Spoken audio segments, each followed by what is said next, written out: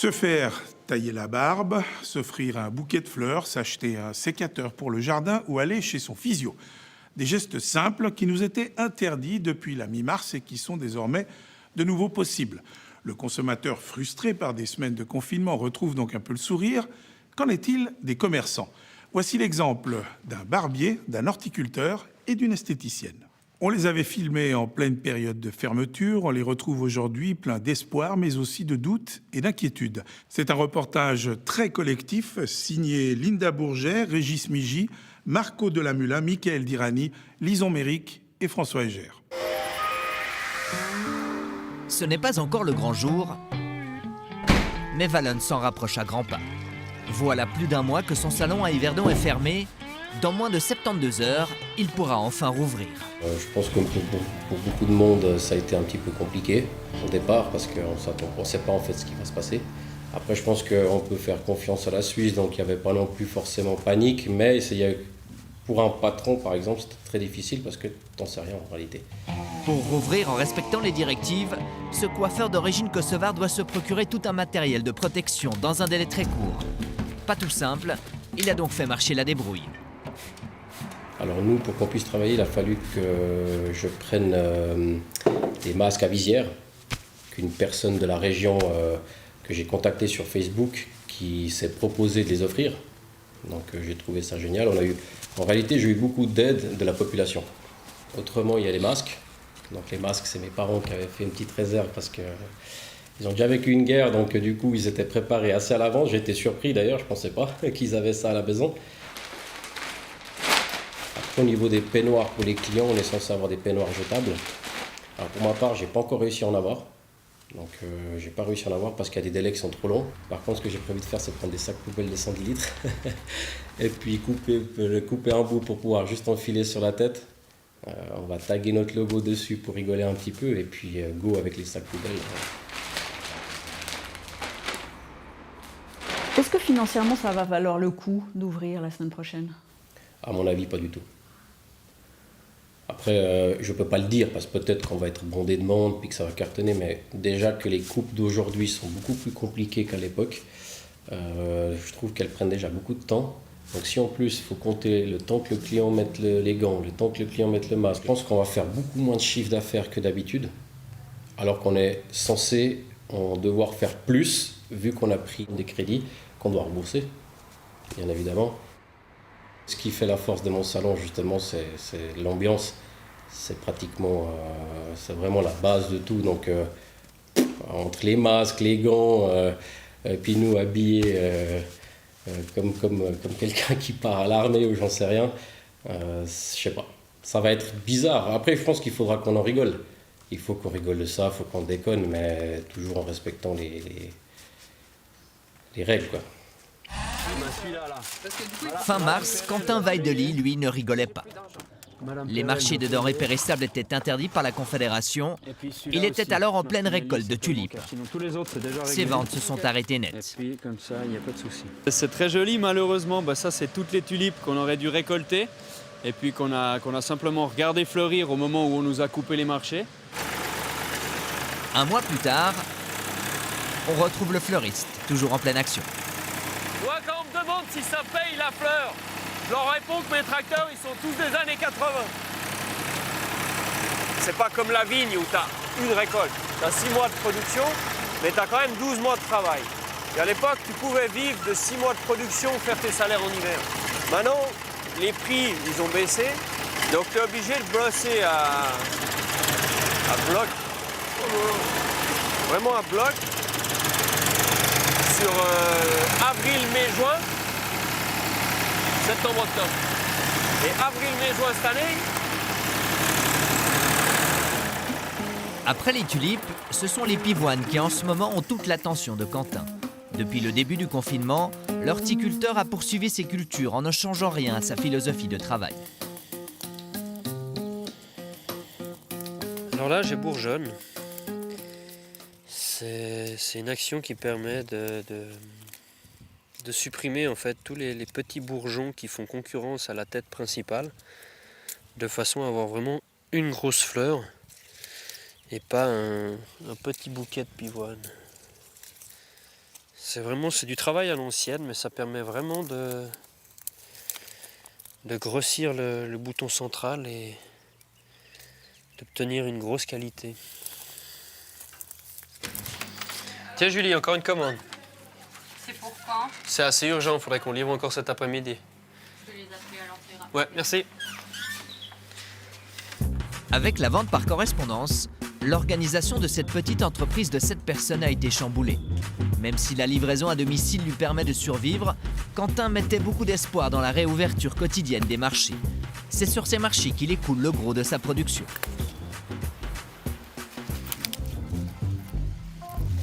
Alors on attendait sur la réouverture, on attend toujours. On nous a proposé en fait un jour fixe dans la semaine à Plein Palais ou à la Navigation.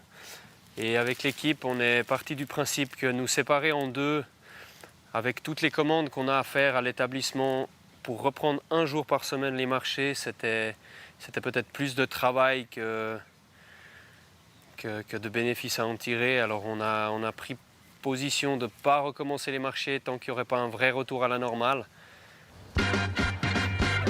À Fribourg, Juliette Rossi est impatiente, mais aussi un peu nerveuse. Elle retrouve enfin le chemin de son institut de beauté. Ces 6 semaines de fermeture ont été particulièrement longues. Cette toute jeune entrepreneur ne se versait pas un salaire suffisant pour toucher une aide de l'État. Depuis le mois d'août, je me suis versé des tout petits salaires pour justement mettre de côté. Je voulais pouvoir acheter une machine ou acheter d'autres choses, mais malheureusement, c'est tombé comme ça, quoi. Investir, ce sera donc pour plus tard.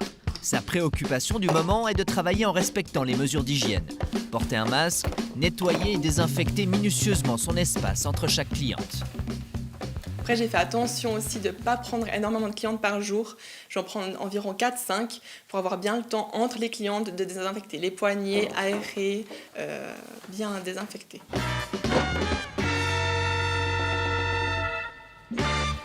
Lundi 27 avril, 8h, jour J, heure H, les commerces peuvent enfin réouvrir. Mais après 1 mois et demi d'absence, les clients seront-ils au rendez-vous ? On retrouve Valon, notre barbier d'Yverdon. Il y a aussi Michel et son Garden Center dans le Chablais-Vaudois. Et puis Juliette et son salon de beauté du côté de Fribourg. Premier jour de réouverture. Après seulement quelques heures, le salon est déjà en pleine ébullition. De quoi stresser un peu Valon.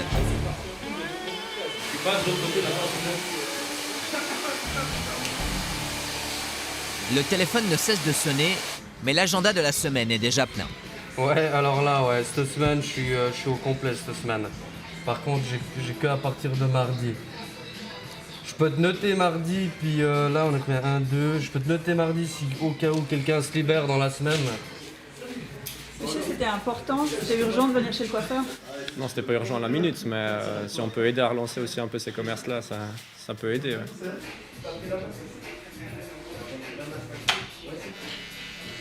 Comment ça se passe cette ouverture? Alors ça se passe plutôt bien. On est déjà complet toute la semaine, donc pour la reprise tout roule pour le moment. Après c'est pas évident de travailler avec des matériaux qu'on n'a pas l'habitude de travailler. J'ai réussi à trouver des peignoirs jetables. Heureusement on n'a pas eu besoin des sacs poubelles. Donc voilà, autrement ça se passe plutôt bien pour le moment. Et puis la coupe avec la visière quand tu fais la barbe? Avec les reflets des lumières, c'est un petit peu compliqué. C'est un petit peu compliqué, mais autrement, ça va. Mais on perd pas mal de temps quand même. On perd beaucoup de temps, c'est vraiment pas comme d'habitude. Et puis, il fait quand même chaud sous les masques. Donc, c'est vraiment pas évident. Les habitués se montrent plutôt généreux en ajoutant un bon pourboire au prix de la coupe. De quoi calmer les inquiétudes du patron.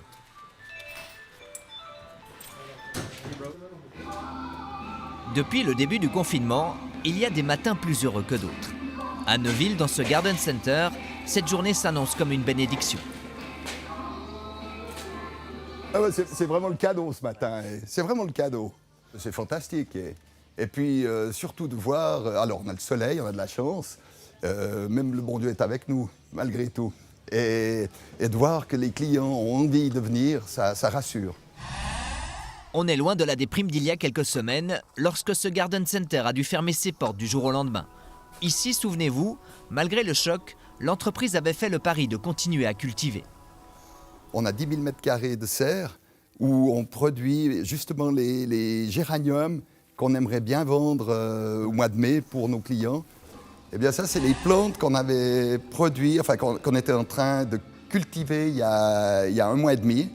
Et on a eu raison de le faire, car aujourd'hui, comme on peut rouvrir, on a de la marchandise qui est prête, on n'a rien jeté loin, on a cultivé beaucoup plus froid, les plantes sont beaucoup plus solides, et là, franchement, ça va être le bonheur.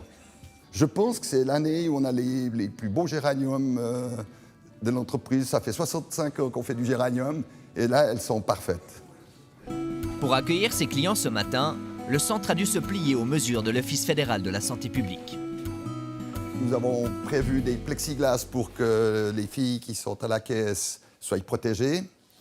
Là, on a mis des séparations en plastique de façon à ce que les clients n'aient aucun contact entre les caisses. Une fois que les clients sont ici, on a mis des plantes pour séparer l'entrée et la sortie. Donc les clients qui sortent ici avec leur caddie le laissent près du parking et on les désinfecte avant de les remettre vers l'entrée. Ce que je vous demande à vous vraiment tous de garder ces distances avec les clients. Ça, c'est très important, vraiment. Et puis, si vous voulez porter des masques, on a des masques. Désinfectants, faites-le aussi souvent que possible. On en a aussi partout. Pour cette journée qui marquera l'histoire de l'entreprise, c'est Nicolas, le fils de Michel et actuel patron, qui réunit une dernière fois son équipe. N'hésitez pas à me téléphoner. Alors, on va se mettre à jour et puis bonne chance. Bonjour. Bienvenue. Bon, les caddies ont déjà été désinfectés, vous pouvez y aller sans autres. Vous ouvrez avant là? Oui, on ouvre un peu avant. Oui. Tout bon. Allez-y petit à petit. C'est le grand jour, ouais, on est content de réouvrir, effectivement, on est prêt. Et puis, on espère que tout se passe bien, à voir, ça débute gentiment. Et puis, ouais, les gens ont l'air contents, quoi. C'est un peu une atmosphère bizarre. C'est surprenant, ouais, c'est vrai, on n'a pas l'habitude de ça, mais... Non, super content. Et puis, on a de la chance de pouvoir ouvrir maintenant, donc c'est vraiment génial. Ouais. S'il vous plaît, mesdames, dames, vous pouvez juste passer par là, s'il vous plaît, avant. Voilà, merci.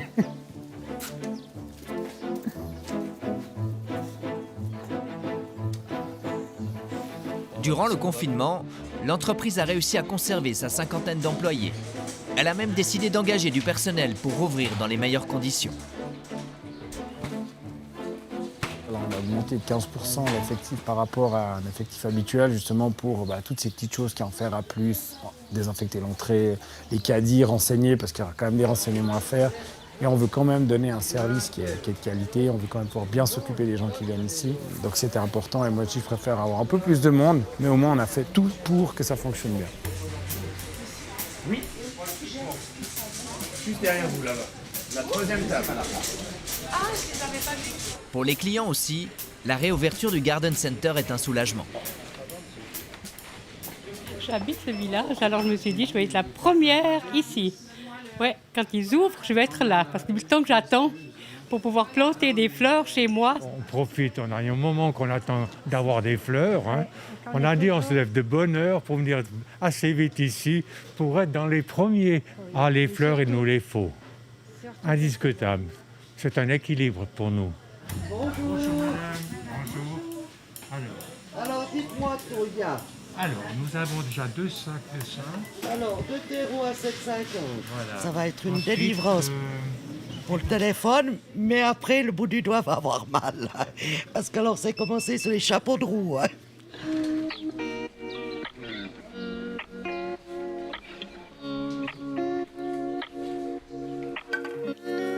Quentin Weidely n'est pas du genre à se laisser abattre. Pour s'en sortir, l'horticulteur genevois tente une nouvelle expérience. Vendre ses fleurs directement au pied des serres. Un magasin improvisé qu'il a enfin pu ouvrir le lundi 27 avril. Voilà, alors maintenant on a changé de saison, donc on est passé des tulipes renoncules à tout cet assortiment. Donc on a les premières pivoines, du boule de neige, du lilas, on a les premiers vacarias. Cette fleur-là, ça c'est des camassias, on a les œillettes poètes, les iris. Il ne faut pas avoir peur de sortir des sentiers battus et arrêter d'offrir des roses pour un anniversaire. On peut vraiment faire des bouquets magnifiques toute l'année. Avec du local, je pense que du mois de février au mois de décembre, on peut offrir des fleurs locales qui permettent de faire plaisir à tout un chacun. C'est en cherchant pour, parce que j'avais envie d'un bouquet, j'ai toujours un bouquet à la maison. Et en fait, je vous ai découvert comme ça. C'est assez positif comme période au final, parce qu'en fait, on découvre plein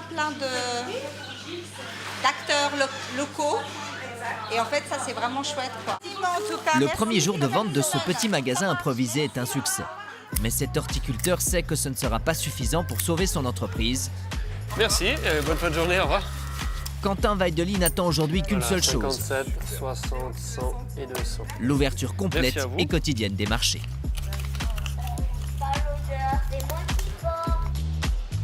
Jour J aussi pour Juliette. La reprise commence par une extension de cils.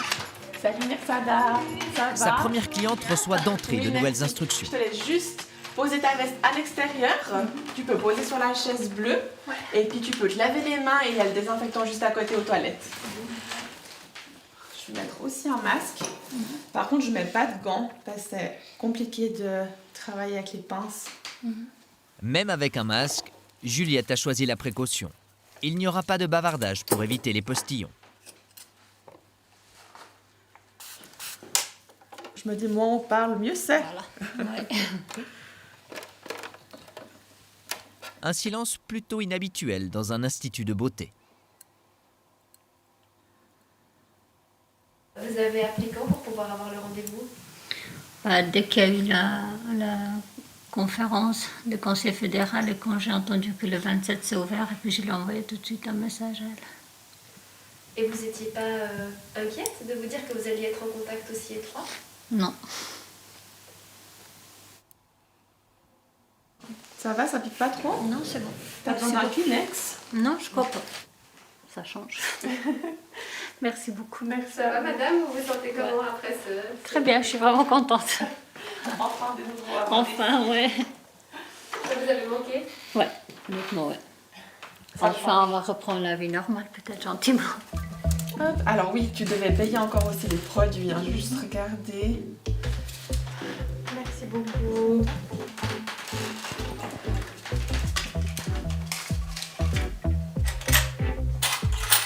Ça te fait 7 francs en retour. Juliette, ça fait quelle sensation d'avoir de nouveau de l'argent qui rentre? Ça fait du bien, mais il faut que je me désinfecte les mains. Mais non, c'est très très très chouette. Hop, c'est juste voilà, à éviter le maximum le cash, plutôt privilégier la carte. Mais on désinfecte les mains et c'est tout bon. Parfait. Tu me recontactes pour le prochain rendez-vous? Super. Le prochain rendez-vous, ce ne sera pas avant mi-mai.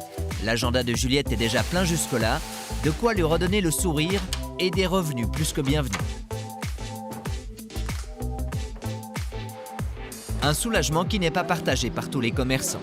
Dans la même rue, les magasins d'habits, de meubles ou les restaurants devront encore patienter jusqu'au 11 mai pour pouvoir accueillir à nouveau leurs clients.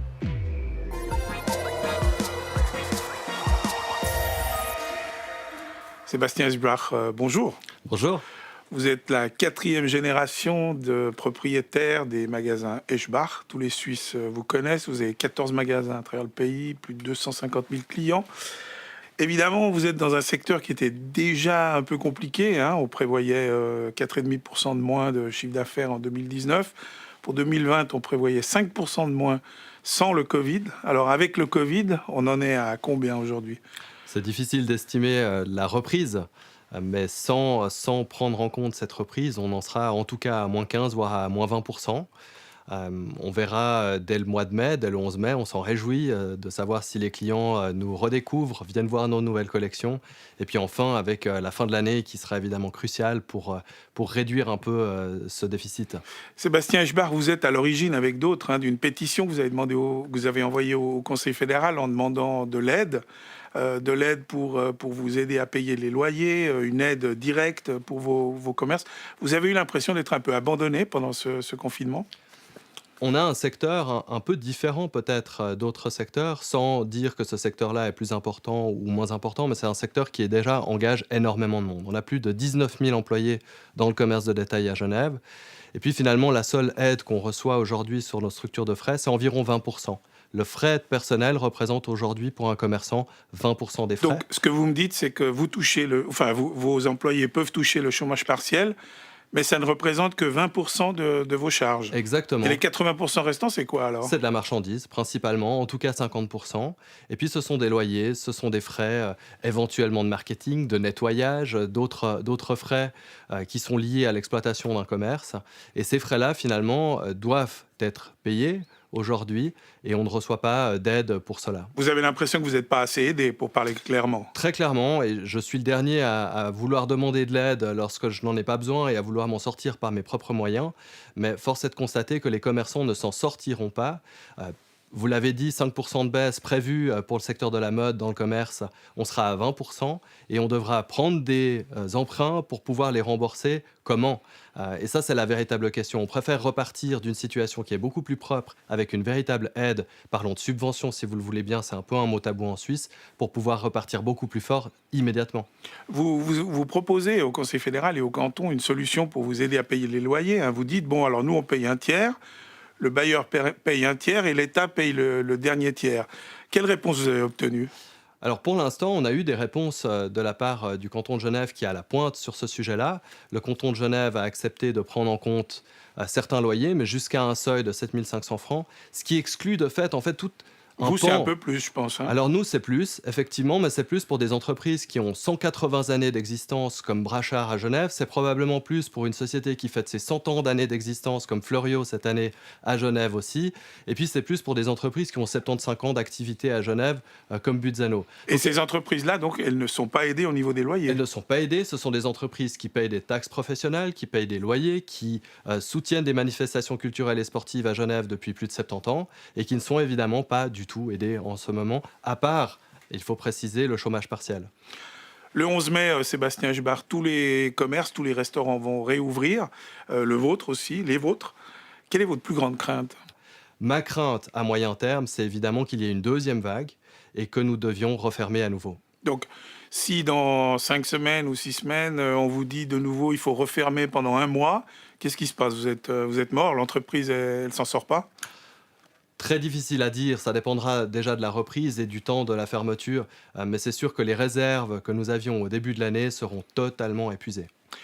En termes de prix, si je suis consommateur, il y a beaucoup de gens qui ont l'impression que tous les prix ont augmenté. Qu'est-ce qui va se passer au moment de la réouverture?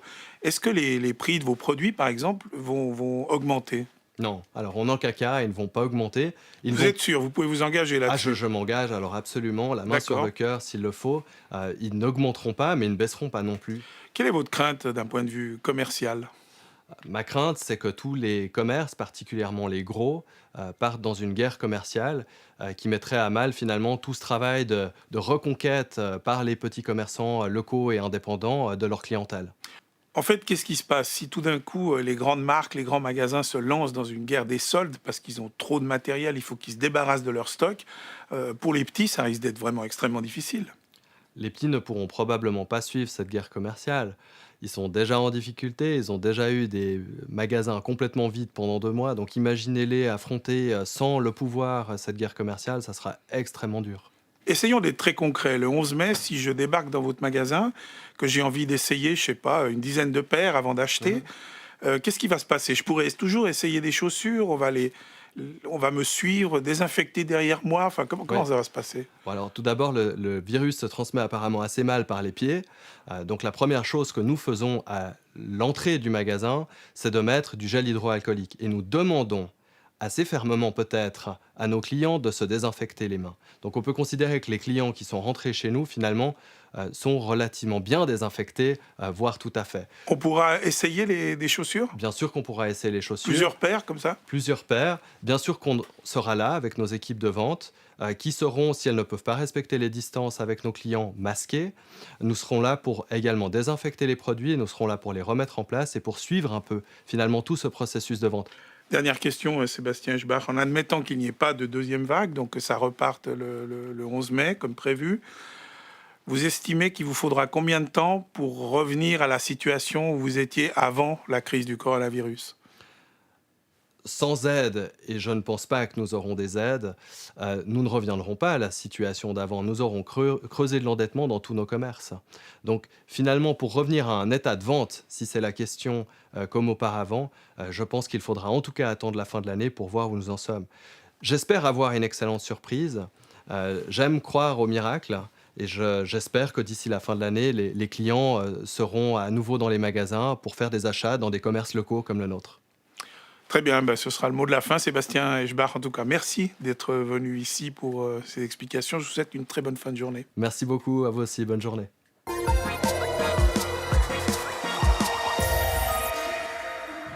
Consommer autrement, privilégier les circuits courts, les produits locaux, évidemment, par les temps qui courent, on en parle beaucoup.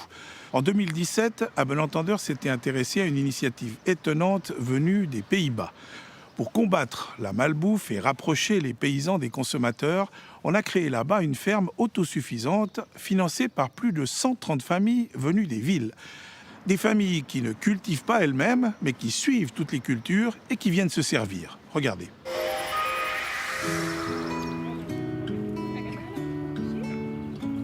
Alex et Miranda ne sont ni propriétaires ni agriculteurs, mais ils se sentent comme chez eux dans cette exploitation située non loin de Boxtel, dans le sud des Pays-Bas.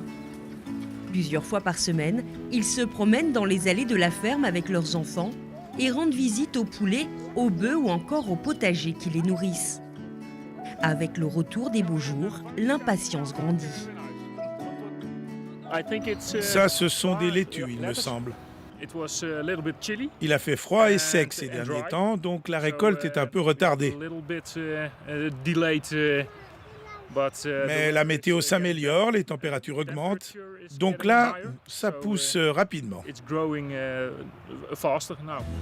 Comme les Van den Braak, 130 familles ont investi chacune 2 000 € dans cette ferme. Chaque semaine, elles payent 10 € par personne pour en consommer les produits. Un engagement citoyen pour ces fermiers d'un nouveau genre qui ont décidé de changer leur mode de consommation, notamment pour leurs enfants.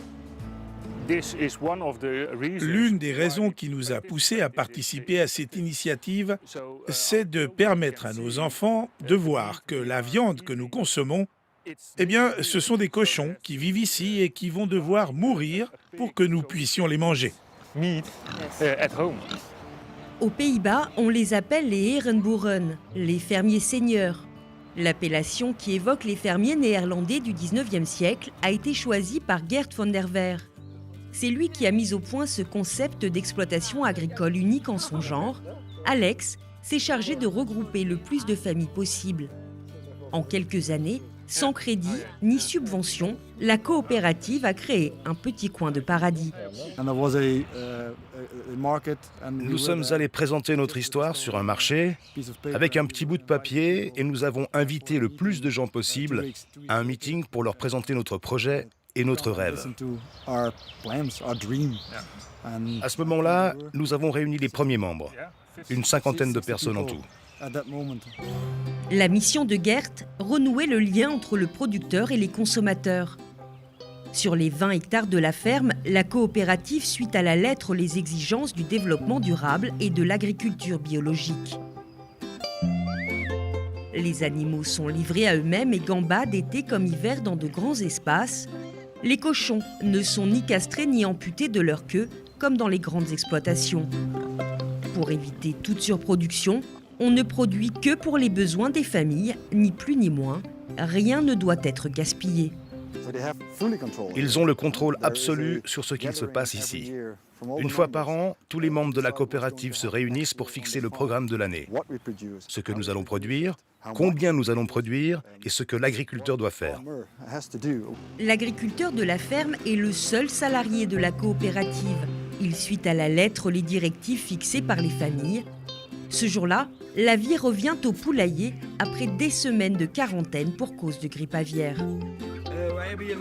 Nous avons de nouvelles poules que nous avons élevées nous-mêmes. Le moment est venu de les laisser sortir à l'air libre pour qu'elles puissent se balader autant qu'elles veulent.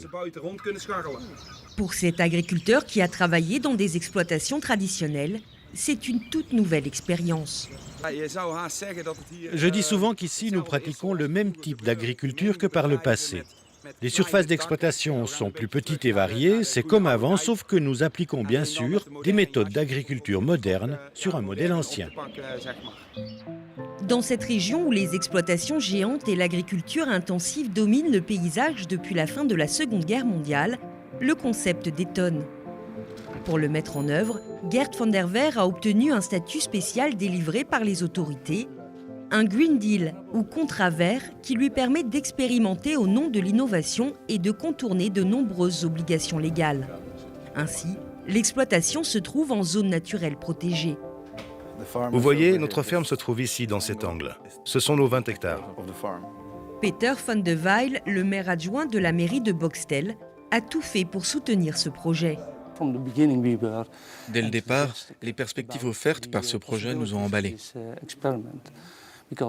Car le problème des exploitations agricoles existantes aux Pays-Bas, c'est qu'elles sont devenues trop grandes, trop intensives. Donc nous devons impérativement revenir à un développement à plus petite échelle. En contrepartie de ce Green Deal, la ferme collabore avec des instituts d'agronomie. Ses portes sont ouvertes à des programmes éducatifs et de recherche. Jan Willem Erisman, le directeur de l'Institut Louis Bolk, spécialiste du développement durable, est l'un des partenaires du projet. Il en est convaincu. Les fermiers seniors pourraient se faire une place de choix dans le secteur agricole. Il y a une demande des consommateurs. Aux Pays-Bas, les consommateurs réalisent que l'intensification du mode d'agriculture en vigueur a ses limites. La perte de la biodiversité, par exemple, mais surtout les populations d'oiseaux qui ont énormément baissé ces dernières années. Est-ce que ce projet va pour autant se développer à grande échelle? Cela va dépendre des futures politiques agricoles et des changements réclamés par nos sociétés. Les autorités suivent de très près le développement du projet. Pour l'heure, il se montre économiquement viable. Aucune dette n'a été contractée. Nous retrouvons les Van den Braak à leur domicile familial, c'est l'heure du dîner. Au menu, un ragoût de steak haché provenant de la ferme. L'exploitation leur procure plus de la moitié de leurs besoins alimentaires. Cette viande a bien meilleur goût, même sans sel et sans épices. Les portions sont un peu moins grandes, mais on n'a pas besoin d'en manger autant. Selon Alex, les dépenses hebdomadaires de la famille n'ont pas augmenté. Mais l'investissement en temps, lui, est plus important. Moi, j'aime aller à la ferme à vélo et pas en voiture, donc ça prend plus de temps. Il faut nettoyer la nourriture, la couper soi-même, et tout cela prend aussi plus de temps. Mais en contrepartie, notre nourriture est désormais bien meilleure. Quelques jours plus tard, l'heure de la première récolte a enfin sonné. À la ferme, nous retrouvons Wiebe van der Hoek, qui est venu prêter main forte aux fermiers. Ce jeune homme est ingénieur, mais en intégrant la coopérative, il s'est découvert une passion pour l'agriculture, dont il veut désormais faire un métier. Ça n'a rien à voir avec ce que je faisais auparavant, mais je suis très fier de faire partie de cette initiative, de la faire grandir, de la voir grandir. Les unes après les autres, les familles viennent récupérer leur laitue. Alex, lui aussi, est bien sûr au rendez-vous. Pour les membres de la coopérative, c'est un grand jour. Dès à présent, ils viendront une fois par semaine pour récupérer le fruit de leur récolte. Le changement commence par soi-même. Ça a l'air d'un petit pas comme ça, mais je pense que ça va changer beaucoup de choses pour plein d'autres gens. L'agriculteur, lui, s'est déjà remis au travail pour préparer la prochaine récolte. Qualifiés par certains de révolutionnaires, les fermiers seniors de Boxtel ont ouvert la voie et inspiré d'autres familles aux Pays-Bas. Une quinzaine de projets similaires vont voir le jour d'ici à 2018. Depuis cette semaine, on peut goûter l'air pur, le chant des oiseaux, la quiétude d'une vie où la circulation routière a drastiquement diminué. En Galice, une ville espagnole connaît ça depuis plus de 20 ans. Il y a 3 ans, nous avions filmé à Pontevedra, une ville de 80 000 habitants. C'est à peu près 2 fois la taille de Fribourg. Là-bas, depuis 1999, tout le centre-ville est entièrement piéton. Et le plus fort, c'est que tout le monde y trouve son compte. La preuve, le maire de Pontevedra a déjà été réélu 5 fois de suite.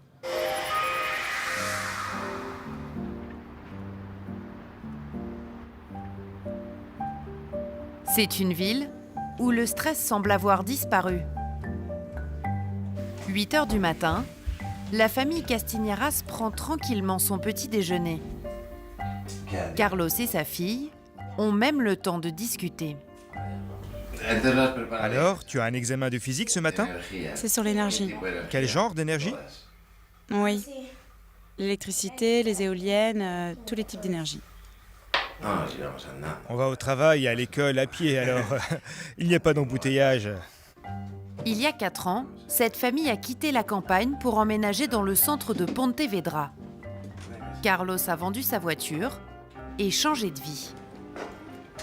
9h moins le quart, chacun part de son côté. Car à 11 ans, Sarah va à l'école toute seule. Il y a très peu de voitures et elles roulent très lentement, alors j'ai le temps de traverser sans aucun danger. Dès 6 ans, la majorité des écoliers de Pontevedra prend le chemin des cours sans accompagnateur. Carlos, lui, se dirige tranquillement vers son travail. Grâce à ce plan spécial piéton, il sait très exactement combien de temps il doit marcher. On l'appelle le métro minute. C'est comme un plan de métro, mais avec les distances à parcourir à pied. Par exemple, là nous sommes à 2 minutes selon le plan. On est là et mon bureau est là. Et 2 minutes plus tard, Carlos est arrivé. Pontevedra, 83 000 habitants, a pratiquement chassé la voiture de ses rues. Dans un périmètre de 45 hectares, c'est priorité piéton. Tout est fait pour dissuader les automobilistes d'entrer dans la ville. Ils doivent s'adapter à la vitesse des marcheurs, sont priés de laisser leur voiture sur l'une des 4000 places de parking gratuites à la périphérie et de rejoindre le centre-ville à 10 minutes à pied. À Pontevedra, les piétons ont pris le pouvoir, à tel point que les trottoirs ont disparu. Une bénédiction pour les personnes en fauteuil roulant, comme Paolo. Regardez, toute la chaussée est au même niveau. Il n'y a pas de trottoir. Je peux aller d'un côté à l'autre sans difficulté. Tétraplégique, Paolo peut donc se balader dans le centre-ville sans problème. Mais cela n'a pas toujours été le cas. Avant, les voitures passaient là où je me trouve. Et de chaque côté de la rue, il y avait des trottoirs très étroits. Pour moi, c'était impossible de traverser. Car il y a 20 ans, voici à quoi ressemblaient ces rues. 30 000 véhicules traversaient chaque jour le centre-ville. Jusqu'à ce qu'un médecin devienne maire en 1999. Miguel Lores décide de piétoniser le centre de Pontevedra. Seules certaines voitures ont le droit de circuler librement.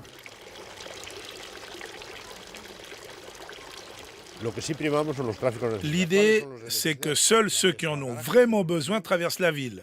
Les riverains qui ont un garage, les livraisons pour les commerces et les restaurants du centre, le courrier, les taxis, les transports en commun. 16 ans plus tard, Miguel Lores est fier de nous montrer la transformation de sa ville. Là, on arrive sur l'une des nombreuses places du centre-ville de Pontevedra. Il y en a beaucoup comme ça dans cette partie historique. Et regardez, l'école voisine s'en sert comme cours de récréation. Des rues devenues cours d'école, terrain de foot et paradis des terrasses.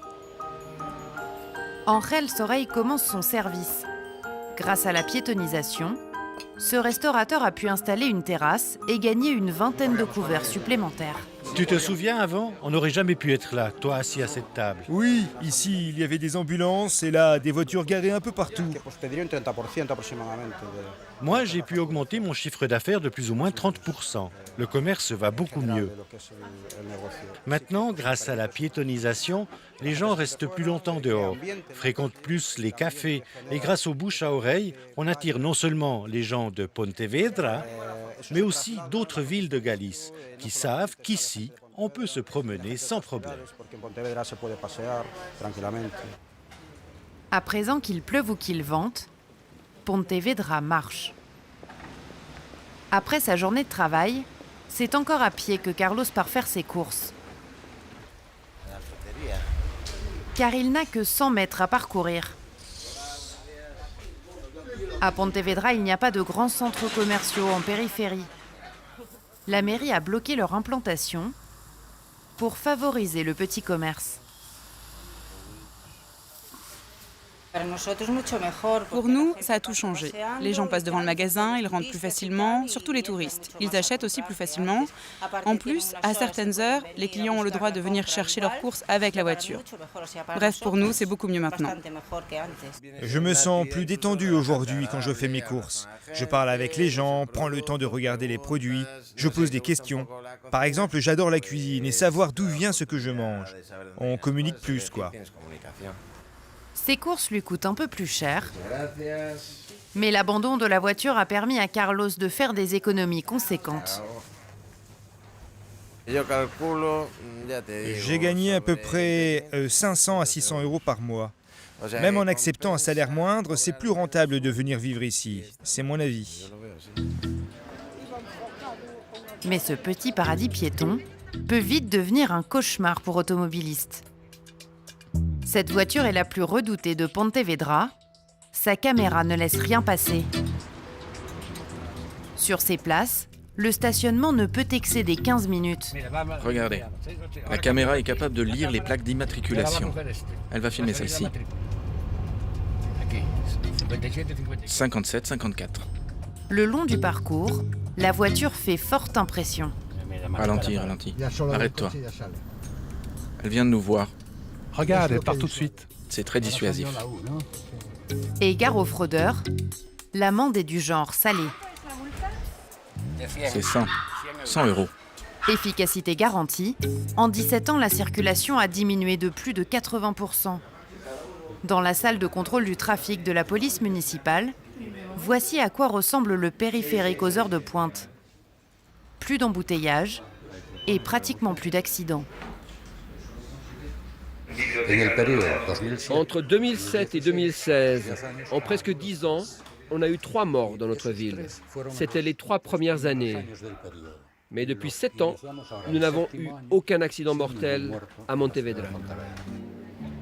Moins de trafic, c'est aussi moins de pollution. Les émissions de CO2 ont chuté de 90%. Cette Dolce Vita à la galicienne séduit de nouveaux venus. Dans une région qui se vide de ses habitants, Pontevedra a gagné 10 000 citadins en 10 ans.